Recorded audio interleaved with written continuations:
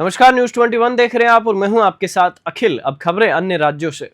NCP के विधायक जितेंद्र अवध ने दावा किया कि अजित पवार के नेतृत्व वाली एनसीपी के प्रदेश अध्यक्ष सुनील तटकरे ने शरद पवार के सांसदों से संपर्क करना शुरू कर दिया है। अवध ने कहा कि तटकरे ने फोन पर नहीं बल्कि दिल्ली में संसद सत्र के दौरान हमारे सांसदों से मुलाकात की और उन्हें बाप लेकी छोड़कर हमारे पास आने की पेशकश की।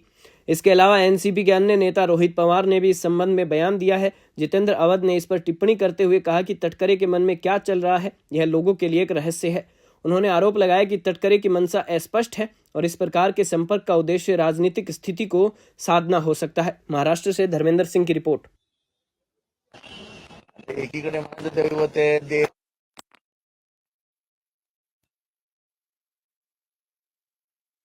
तेच कळत नाही. पक्ष घेतला ठीक आहे, निशाणी घेतली ठीक आहे, तर आमचे खासदार म्हणून पळवा आणि वरती बोमाम करा. एकत्र येतात एकत्र येतात एकत्र येतात. जर एकत्र येतात ते ह्यांना कशाला बोलवता? तथ्य असेल तर मी इथे कशाला बसलो असतो? शरद पवारां हा अशी ऑफर आहे. सगळे म्हणजे कोण? मी तर चान्सच नाही सगळ्यांमध्ये, मग अजून कोण?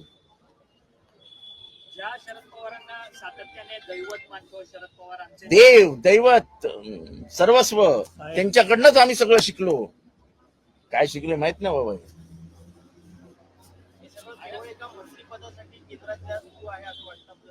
ते कशासाठी सुरू आहे मला माहित नाही, पण एकदा शरद पवार साहेब बोलले की ह्याच्यात काही तथ्य नाही, अफवा पसरवल्या जात आहेत. त्याच्यानंतर तुम्ही पत्रकारही आम्हाला प्रश्न का विचारता याची मला जरा थोडीशी हे आहे की म्हणजे काय काय एक्झॅक्टली तुमच्या मनात काय अजेंडा? म्हणजे आम्ही असं आहे,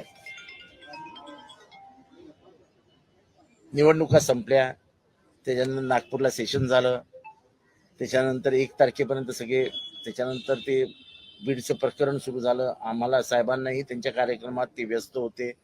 त्याच्यानंतर मग वेळ मिळाला तर कार्यकर्त्यांशी बोलायला पाहिजे. आणि ह्याच्या अफवा पसरवल्या जातात. हे कार्यकर्त्यांचं मनोबल खच्चीकरण करण्यासाठी, अनेक अस्थिरता निर्माण करण्यासाठी पसरवल्या जातात. आणि कोण पसरवतं हे वेगळं सांगायला नको. एकीकडे बीजेपी आणि दुसऱ्याकडे बापाला आणि मुलीला सोडून या असे सांगणारे लोक आहेत.